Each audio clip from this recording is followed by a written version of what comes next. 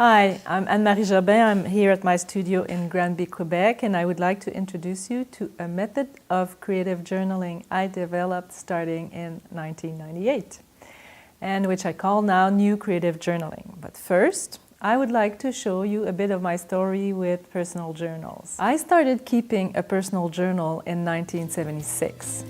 It took me 14 years to dare draw in my journal. I was trying to give a voice to things I didn't have words for, and I was so impressed by what it brought to my journaling practice that I went to get a training in art therapy. It was only in 1998 that I realized that I wanted to bring all these great art therapy tools into the journal format. That's when I taught my first creative journal workshops. My first book came out in 2002, and I started to train people to my method in 2004. More books came, and through all my teaching and writing, the method kept evolving. It took me several more years to add into it all the creativity principles and techniques that are part of it now. So it's been a long process, and I'm quite happy to share this with you today.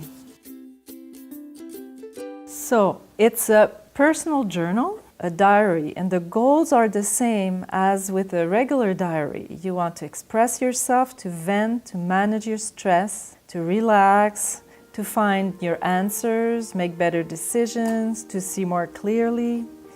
Basically, you want to connect with your inner life. The goal is well-being, so it's not like art journaling because it's really process-oriented. You don't necessarily want to create a nice page, although this can happen too.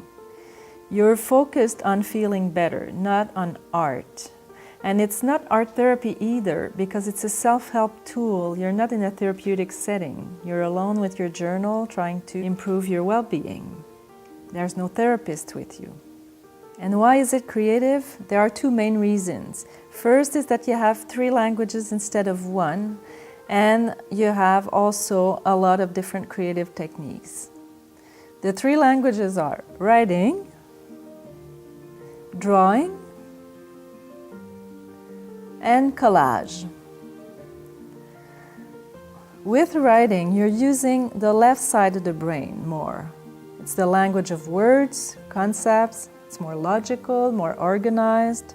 And with drawing and collage, you're using the right side of the brain. It's the language of symbols, images, colors, and it's the language of the unconscious.